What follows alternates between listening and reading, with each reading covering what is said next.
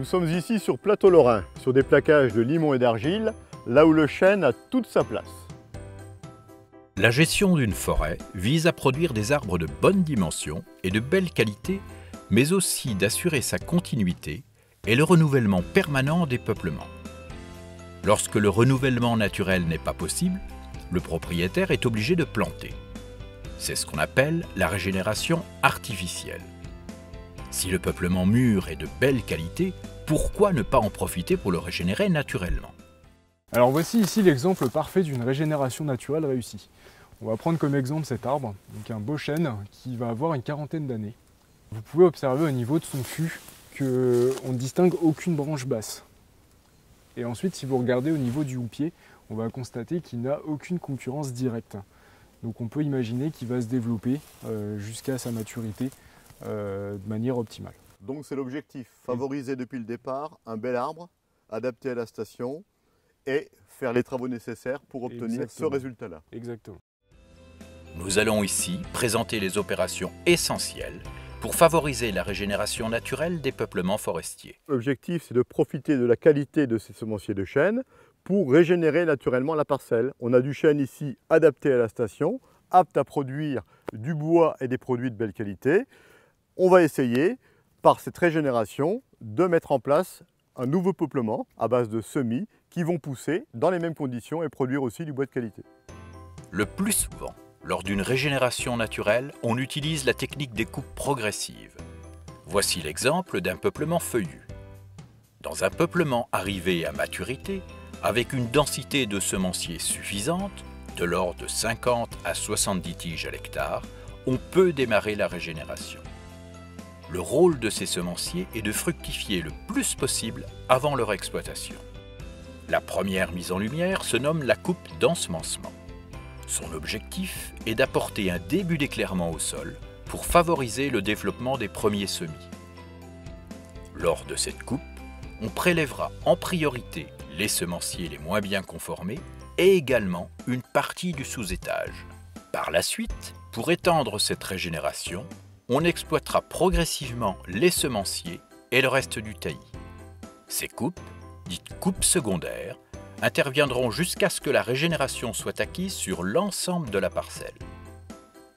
L'exploitation des derniers bois s'appelle la coupe définitive. On a un peuplement qui semble relativement ouvert. Qu'est-ce que vous avez déjà fait? Alors, ce peuplement est en cours de régénération. On a commencé il y a à peu près une dizaine d'années par éliminer un certain nombre de sujets pour mettre en lumière progressivement le peuplement. D'accord. Donc ça veut dire que avant l'ouverture en lumière, on n'avait aucun semis ici. Exactement. Pas de chêne comme ceci, pas de végétation comme les charmes qui sont là, rien du tout. C'est vraiment l'ouverture, l'apport de lumière qui va faire que le semis va se développer. Le semis, aussi bien celui recherché ici, en l'occurrence le chêne, mais aussi ses concurrents. Donc, on a eu un développement qui est assez hétérogène, des secteurs où le chêne semble bien développé. On voit quelques beaux sujets ici, en dessous des semenciers, d'autres où il n'y a encore rien, ça va venir progressivement. Ça va vraiment dépendre de la venue du semis. D'accord, donc ça veut dire que en fait, entre 15 et 20, 25 ans, on aura un nouveau peuplement. Tout à fait. À partir du peuplement d'origine. Et ici, de façon plus précise, donc on a un beau chêne, mais on a de la concurrence de charme. Encore un chêne ici, encore de la concurrence ici, Voilà. Un saule là-bas. Voilà. Qu'est-ce qu'on fait en pratique? Le premier intérêt, ça va être de conserver en fait un gainage et de faire en sorte que le chêne soit attiré vers le haut. Okay. Et le deuxième, ça va être aussi de limiter l'accès au gibier. On maintient une protection à la base. Voilà, tout à fait. Il est donc nécessaire d'intervenir au profit des essences objectifs dès lors qu'elles sont concurrencées. La survie de notre régénération en dépend. La première opération consiste à mettre en place un réseau de cloisonnement sylvicole.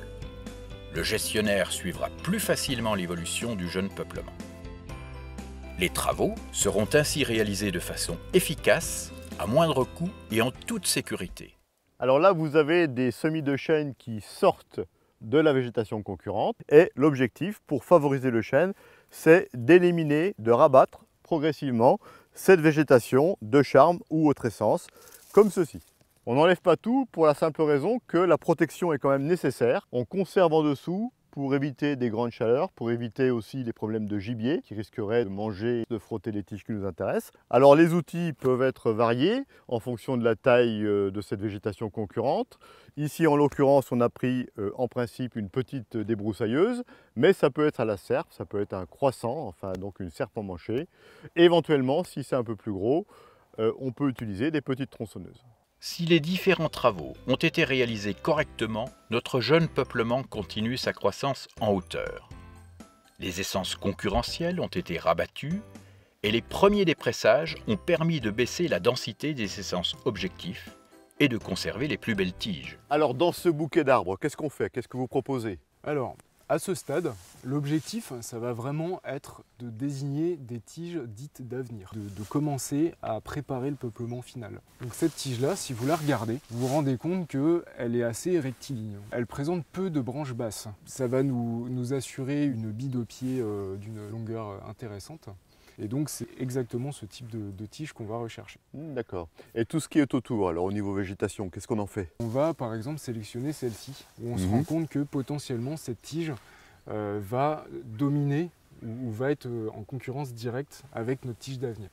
Ensuite, au niveau des autres tiges, on va aussi regarder les tiges qui ne sont pas dominantes, mais qui vont risquer de frotter en cas de coup de vent sur nos tiges d'avenir. Les plus petits sujets, ceux-ci par exemple, on va essayer de les conserver, justement parce qu'ils vont apporter un gainage naturel à notre tige d'avenir. Une ambiance forestière en quelque sorte, hein. Donc une garantie de peuplement continu autour de notre tige d'avenir. Exactement. Ici, le gaulis de chêne est sorti de sa phase d'installation et entre dans une phase de compression. L'objectif est maintenant de favoriser l'élagage naturel de la bille de pied en maintenant un état de concurrence entre les belles tiges. Certaines d'entre elles commencent en effet à bien se différencier par leur vigueur et leur rectitude. Les laisser en concurrence permettra de diminuer un maximum la présence de branches basses.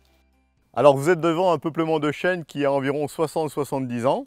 Les derniers travaux, ça a été des dépressages faits il y a une vingtaine d'années, donc sélection parmi les chênes, et ensuite on laisse le peuplement sur 10 à 15-20 ans en compression avant d'ouvrir à nouveau pour donner un maximum d'espace vital. On sort maintenant de la compression et les premières interventions bien visibles s'appellent des éclaircies. Et là, on est au stade de la deuxième éclaircie. Pour se donner toutes les chances de réussir sa régénération naturelle, il faut l'accompagner. À chaque étape de l'évolution d'un peuplement, il est impératif de réaliser les interventions appropriées. Sans ces travaux indispensables, la production de bois de belle qualité est compromise. Mettons donc toutes les chances de notre côté.